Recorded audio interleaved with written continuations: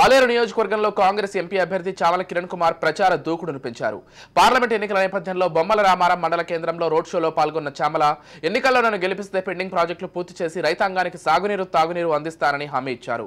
గత 20 సంవత్సరాలుగా కాంగ్రెస్ పార్టీకి చేసిన సేవలను గుర్తించి అధిష్టానం ఎంపీ అభ్యర్థిగా అవకాశం కల్పించిందని చామల అన్నారు. ఈ ర్యాలీలో డీసీసీ అధ్యక్షులు అండం సంజీవరెడ్డి, బెల్లయ్య నాయక్ సహా పలువురు నాయకులు పాల్గొన్నారు. రెడ్డి గారు మన నియోజకవర్గానికి ఇవ్వాలి.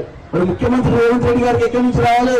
మనం కట్టిన ట్యాక్సీలు ఢిల్లీకి పోతే మళ్ళీ ఢిల్లీ నుంచి మళ్ళీ హైదరాబాద్కి వచ్చి మనకు పంచాలి. మరి ఢిల్లీలో ఎవరు ఉండాలి? ఎవడన్నా మాట్లాడుతూ ఉండాలి. 2014 తెలంగాణ వచ్చింది. నీళ్లు నిధులు నియామకాలు మన పిల్లల భవిష్యత్ బాగుంటుందని సోనియా గాంధీ ఇస్తే తుంగలేక దొక్కిండు ఈ కేసీఆర్ ప్రభుత్వం. పోనీ నరేంద్ర మోడీ ఏమైనా చేసిందా అంటే తల్లి ఒక్క నిమిషం. నరేంద్ర మోడీ అనే వ్యక్తి 10 ఏళ్ల నుంచి ఢిల్లీలో కూర్చొని ఈడ దోచుకుంటున్న కేసీఆర్ నే పట్టుకోలేదు. మరి దోచుకొని 9 కోట్లు వేసుకొని పోతుంటే పట్టుకోవాలి కదా.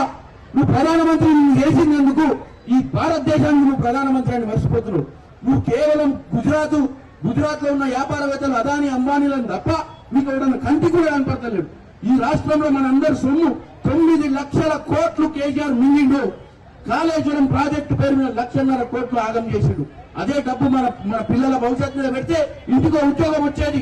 ఇవాళ మీరెవరు కూడా కష్టపడాల్సిన పని లేకుండే మీకున్న 2 ఎకరాల భూమితోటి సాగు చేసుకొని పిల్లల్ని చదివించి హైదరాబాద్ పంపిస్తే 30,000 జీతం వస్తే వాళ్ళు పోయి ఆడ హాస్టల్ల ఫీజులు కట్టలేక, మెస్సులలో బిల్లు కట్టలేక ఇచ్చిన 30,000కు మళ్ళీ అయ్యమ్మ దగ్గర 10,000 అడకపోతుంది.